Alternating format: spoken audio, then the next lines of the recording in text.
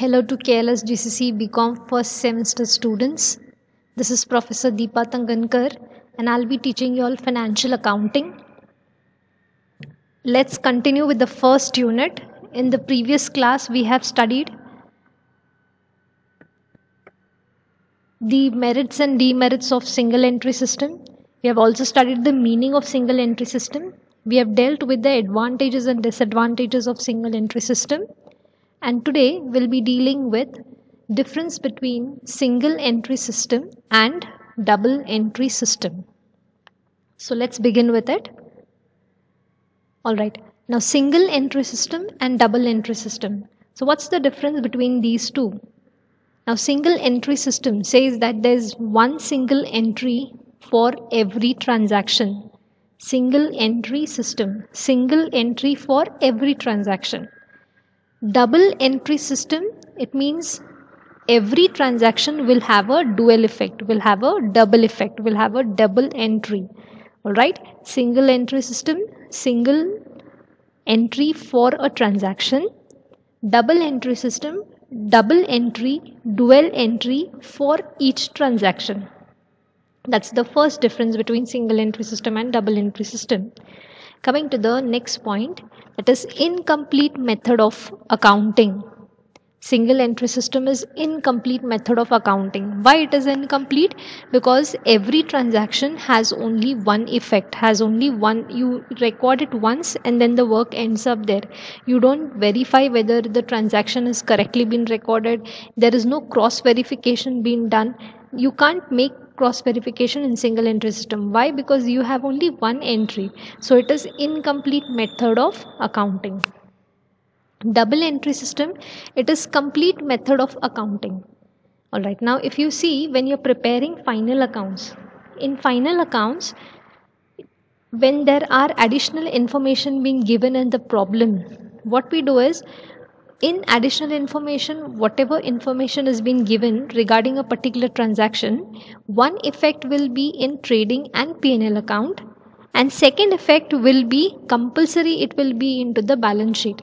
That means what? For every entry you are having double effect. So this method, that is, in double entry system you can cross verify, and it is a complete method of accounting. Why? Because you're preparing final accounts. Whereas in case of single entry system, it is incomplete because you cannot prepare final accounts. You're just recording the transaction as and how the transaction occurs. But in case of double entry system, you're systematically recording the transaction, posting it into the given books, into the accurate ledger books, into the financial statements, and that's how it is a complete method of accounting. Next, under this method, personal and cash accounts are maintained. So in single entry system, we only prepare personal and cash account. We have seen in the previous class when we were dealing with different kinds of single entry system. That is when we have studied quasi single entry system.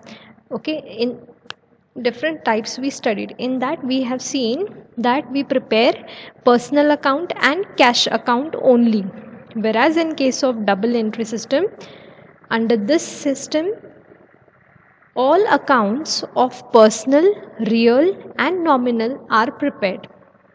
So you have studied these three golden rules of accounting in your PUC 1 and 2. That is personal account, real account and nominal account. So in double entry system, you prepare real account, you consider real account, nominal account and personal account as well. So in this system, that's why it becomes a complete method of accounting. Why? Because you're recording the transaction as per personal, real and nominal. You're referring those three golden rules of accounting and then recording the transactions, and that's the reason it becomes a complete method of accounting. Whereas in case of single entry system, there is only personal and cash account being maintained. There is no personal, real and nominal account is not being considered.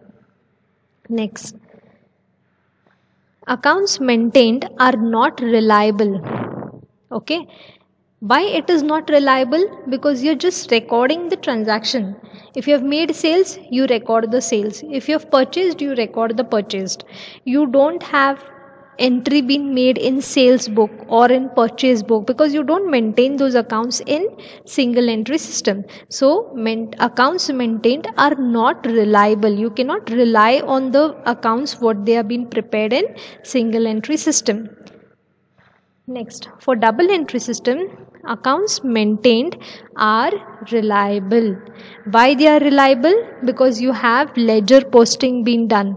Once you have the ledger posting, you prepare trading P&L balance sheet, and that's how you get to know the position of the business concern, whether it is into profit or is it into loss. So that's how you can rely on the financial statements in case of double entry system. But in case of single entry system, you cannot rely, because you don't prepare the final accounts in single entry system. Coming to the next one, that is, under this system, final accounts, that is trading and profit and loss account and balance sheet, cannot be prepared. Why you cannot prepare? Because you're just recording the transaction as and how the transaction occurs. Okay, you have made sales, you record sales. You have made purchases, you record purchases. You have done any kind of loss, then you record that particular transaction. You have done any credit sales, you record the transaction, but you don't post them into the accurate ledgers, into the accurate books, and that's how final accounts cannot be prepared.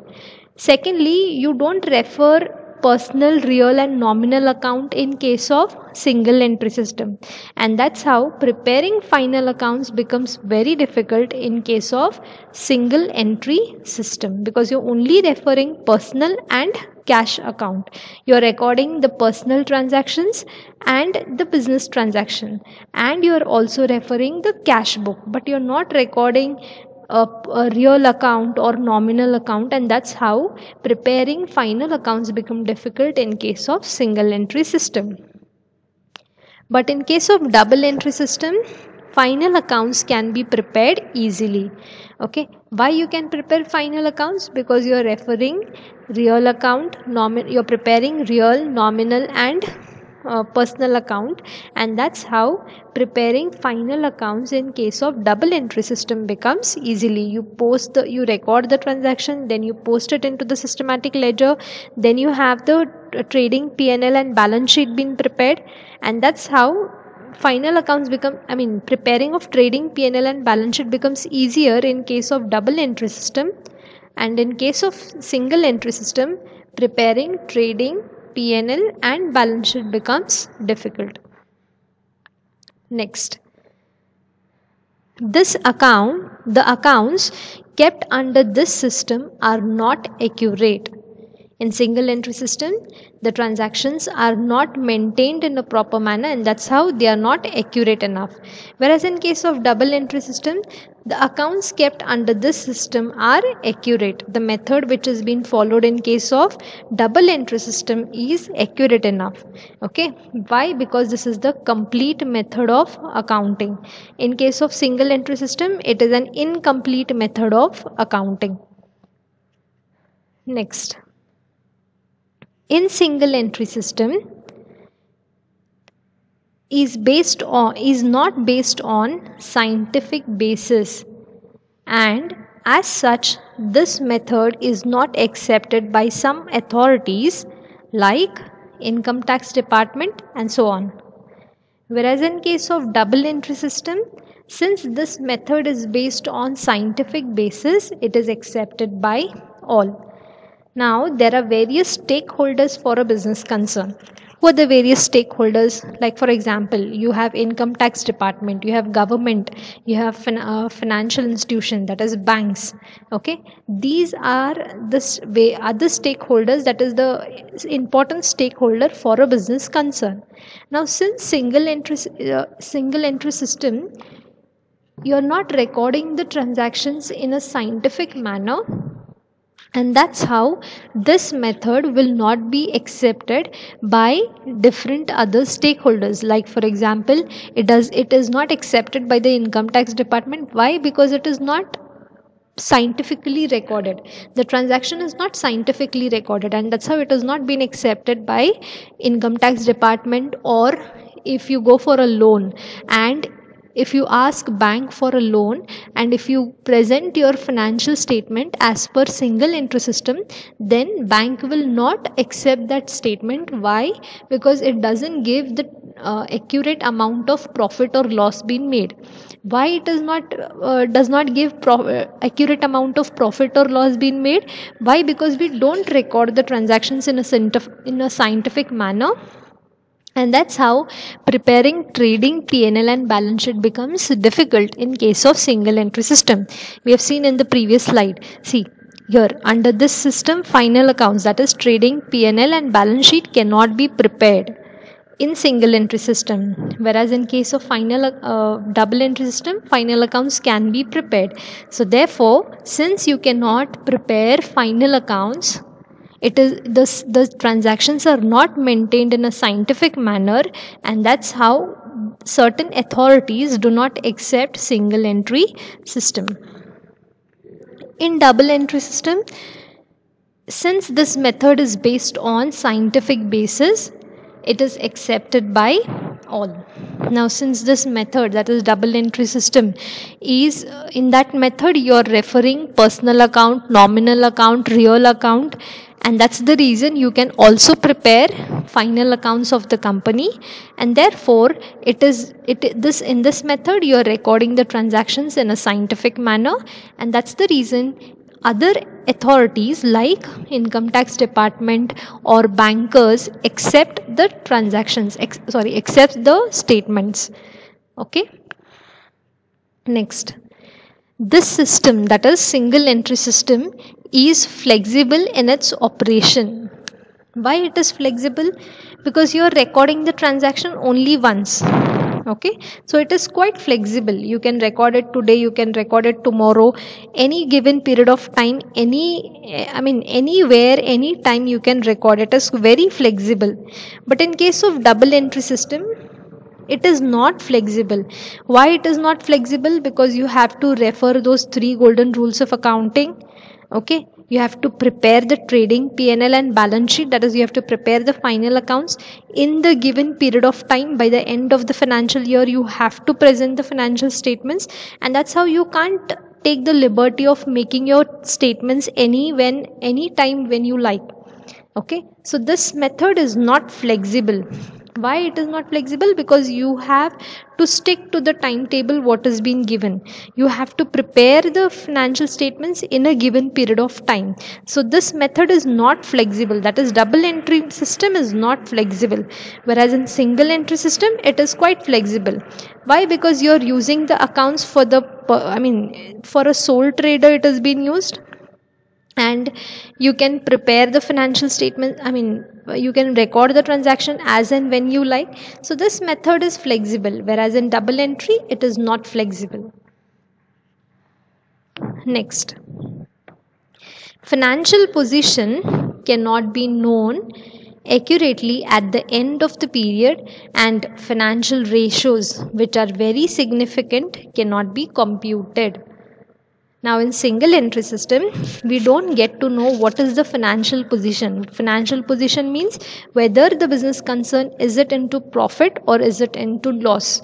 What is the amount of profit being made and what is the amount of loss being made? This you cannot find out in case of single entry system. So financial position cannot be known. Okay, once at the end of the financial year, you cannot get to know what is the amount of profit or what is the amount of loss being made. So the financial position cannot be known in case of single entry system. You also cannot find out the ratios. Now which ratios are these? For example, what is the amount of current ratio? Okay, now if you see in balance sheet, there are you record different heads. Like for example, you have fixed assets, then you have investments, then you have different accounts like current assets. Now there is a difference between fixed assets and current assets, isn't it? Now fixed asset, where you have investment being done for one time, that is one time investment, long term investment goes in case of fixed asset. But when it comes to current assets, you have short term investment being made. The assets which are there in current assets, you will have rotation of those assets being made within 6 months or within a year. Like for example, stock. Now you don't keep the stock of goods for years together. The stock keeps on rotating. Today you buy, by the end of 6 months maybe that stock is over, or you may keep that stock for another 1 year, but you don't maintain that stock for years together. So that's the difference between current assets and fixed assets. Fixed assets, one time investment, whereas in case of current assets you have short term investment being done. So if you want to know what is the ratio of current assets, current assets and current liability, that is, what is the working capital of the business concern, this you cannot find in case of single entry system. You cannot find out the ratios. Okay, like for example, working capital ratio, that is, in working capital, how do you get working capital? Current assets is to current liability. So you don't know how much is the current assets, you don't know how much is the current liability into single entry system. Why? Because you don't prepare trading P&L and balance sheet in case of single entry system. So you cannot find out financial ratios in case of single entry system. But in case of double entry system, you can find out the financial position and also find out financial ratios easily. Why? Because you are preparing the financial statements, you prepare the financial statements, that is trading P&L and balance sheet, in the given period of time. You present those financial statements to the other authorities, like for example income tax department, or to the bankers, or to the creditors, suppliers. You need to show what is the amount of even to your shareholders, you need to tell them what is the amount of profit or loss being made by the business concern. So in double entry system, financial position can be known. Why? Because you prepare trading P&L and balance sheet at the end of the period, and therefore financial ratios can also be computed. You get to know what is the amount you're preparing trading P&L and balance sheet in double entry system, and that's how you can get to know the ratios also. Like example I gave you just now, that is in case of working capital. Now to calculate working capital, what do you need? Current assets and current liability. And from balance sheet you get, since you prepare balance sheet in double entry system, you will get to know what is the amount of current assets and what is the amount of current liabilities. So here in financial accounting, you can easily prepare financial ratios.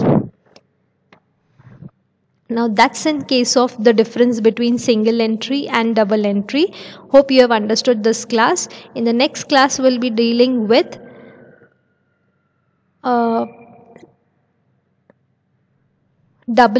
the statement of affairs and balance sheet. Thank you.